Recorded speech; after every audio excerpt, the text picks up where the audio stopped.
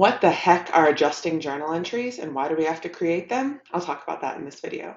Hi, my name is Katherine. I'm your accounting tutor and I help accounting majors like you through graduation and beyond. Regular journal entries are recorded when we do something in the real world. We make a sale, buy supplies, invest money in the business, pay dividends, etc. Adjusting journal entries are recorded to reflect the ways in which time passing affects our books. An important side note, adjusting journal entries do not touch cash. If it touched cash, it would be a regular journal entry and we wouldn't be talking about it now. Students are constantly wanting to put cash into these adjusting journal entries, and that's not it. So go ahead, write that down in your notes. Adjusting journal entries do not touch cash. It's really tempting, but that's not it. The only functional difference between regular journal entries and adjusting journal entries is that first we make a trial balance or a TB after all of the regular journal entries have been made.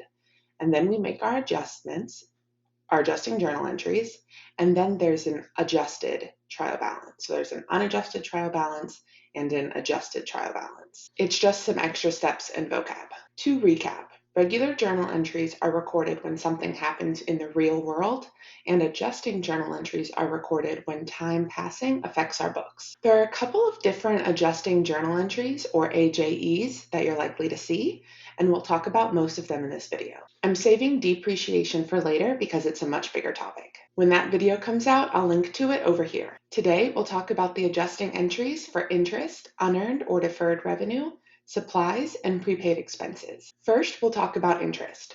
When a company takes out a loan, interest stacks up over time. The loan accounts that you're likely to see are note and mortgage. If it's a note payable or a mortgage payable, it's likely going to have some interest.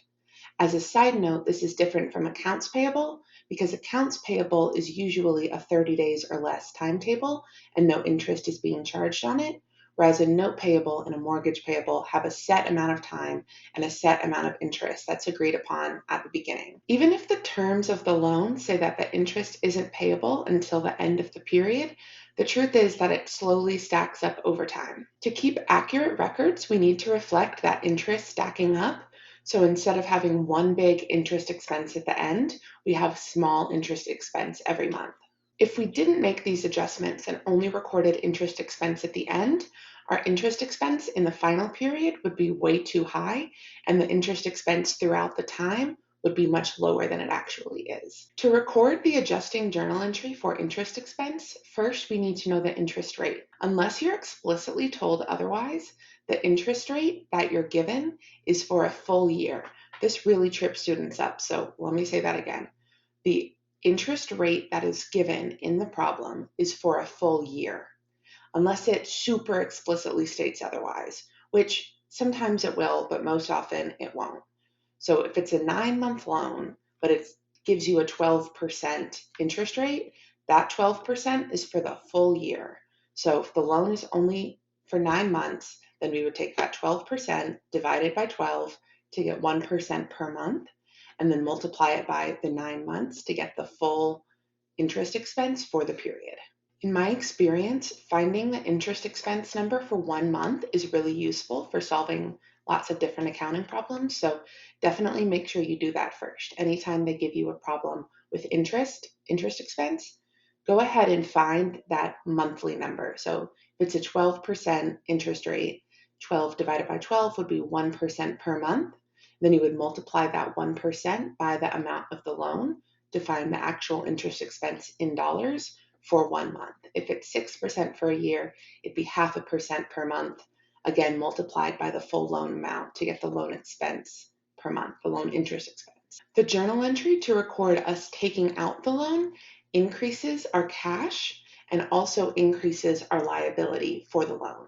So increased cash, which is an asset, assets go up with a debit. So we debit cash and credit the note payable. Note payable is a liability, liabilities go up with a credit. That's why we do that.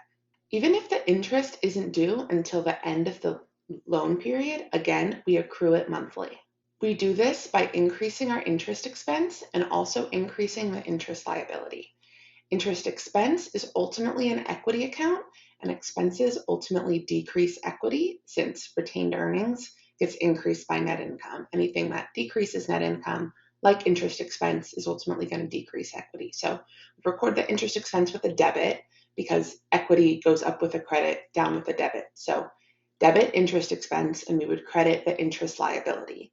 Again, because our liability is going up, liabilities go up with a credit. For example, let's say a company took out a $1,000 loan on January 1st, 2024 at 9% interest that's due in 12 months. The interest is payable at the end of the loan along with the full amount borrowed. The journal entry to record taking out the loan is we debit cash, credit notes payable, just like we talked about. To calculate the total amount of interest owed, we would take the $1,000 of the loan and multiply it by 9% or 0.09 to get the total amount of interest owed for the full length of the loan, in this case, $90.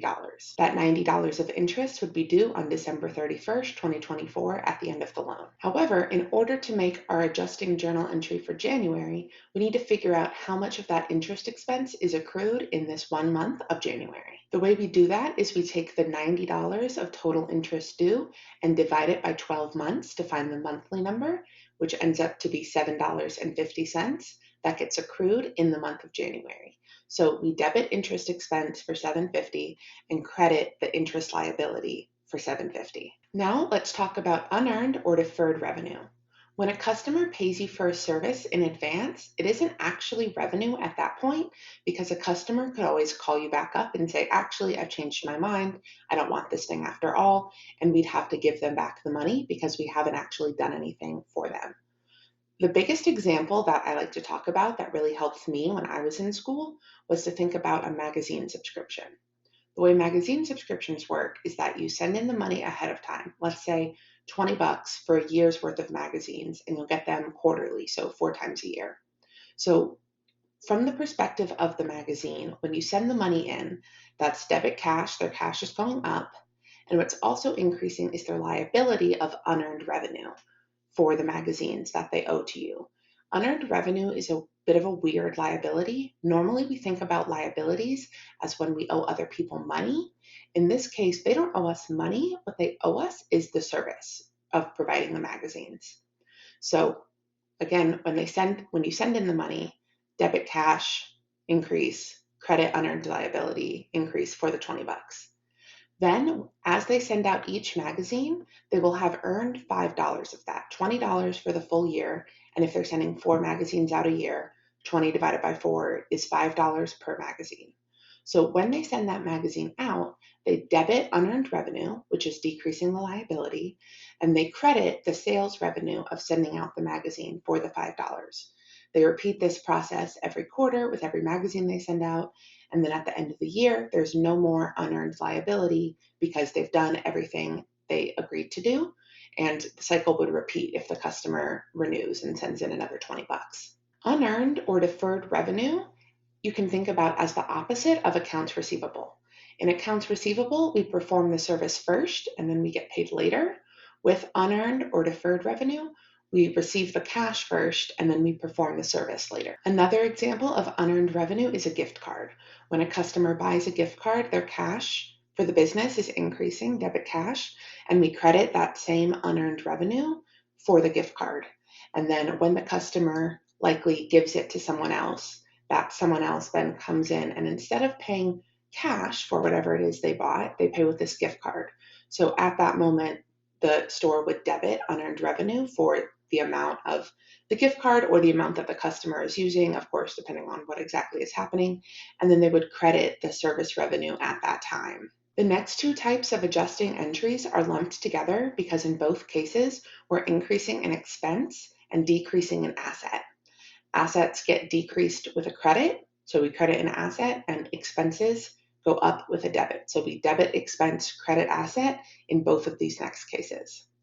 As a side note, if depreciation were included in this video, it would get included in this section. First, we'll talk about supplies in a business. In order to keep a business running, they don't just need equipment, they also need supplies, which are often office supplies. Think things like printer paper and ink and pens and staples and tape and all the little things that keep an office running. There are 2 different ways that a business can choose to account for the purchases of supplies. If the supplies are a really small amount, or they think that they'll go through it quickly, The most correct option is likely going to be to just directly debit supplies expense, credit cash, and move on. In this case, that entry would be a regular entry because it affects cash, and we wouldn't need to adjust it later because it's already an expense. Option 2 for accounting for the supplies is to consider them an asset at the time of purchase, debit the asset of supplies, and credit cash. This is most accurate when it's a large order of supplies or when management thinks that it's going to take some time for it to be all used up. Which method they use is actually one of the gray areas of accounting, and it just depends on what management wants to do, what they think is most correct.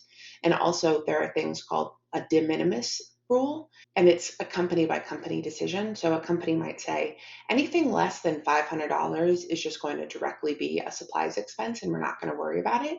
Whereas anything more than that, we will go ahead and capitalize, which is to say add it directly to that asset, to the balance sheet, instead of expensing it. The way we handle the option of capitalizing the asset of supplies, like I said, we debit supplies and credit cash for the amount that we bought. So let's say $1,000. And then at the end of the month or the period, however often the company decides to run financial reports, we physically go in and we count how many supplies are left and we assign a dollar value to that. So let's say we bought $1,000 at the start of the month, and then at the end of the month, we do a physical count of our paper, our ink, those kind of things, and we decide that there's $800 worth of materials left there. So we bought 1,000, we have 800 left. That means that we used $200 worth of supplies in this period. So what we're going to do is we're going to expense that $200, debit supplies expense $200, and credit the asset of supplies for the same $200 to reflect that that $200 is no longer in our supply closet and it's been used, it's an expense now. A similar type of adjusting journal entry is the prepaid expenses. This is often used for things like prepaid rent if a business decides to go ahead and prepaid a year's worth of rent expense upfront, which you'll sometimes see in accounting questions. And also it's commonly done with insurance. You'll see they go ahead and pay for 6 months or a year worth of insurance upfront. So at the time that we pay for these things, we would debit the asset of prepaid expense, prepaid rent, prepaid insurance, however you want to call it, maybe just prepaid expense, and we credit cash because cash is going out the door. That's a regular journal entry because it touches cash. Now the adjustment that we have to make is to increase an expense and decrease the asset. So we figure out how much of that prepaid expense we've used in this period. If we prepay, let's just use round numbers for easy math here. If we prepay $12,000 for rent for a full year, we would debit prepaid rent, credit cash. That's our regular journal entry. If we paid $12,000 for a full year, we divide that by 12 to figure out that it's $1,000 per month. And so every month, just as time passes, we debit our rent expense for that $1,000 and credit the asset of prepaid rent for the same 1,000 to decrease the asset. And there you have it. That's how you handle the most common types of adjusting journal entries. My video on depreciation, when it comes out, will be linked over here. Let me know if you have any questions on the types we talked about today in the comments. I've created an ebook that writes all of this out with examples, including depreciation. If you want to see it written down, I've linked to that down below. Thanks for watching, and I'll see you in the next video. Bye!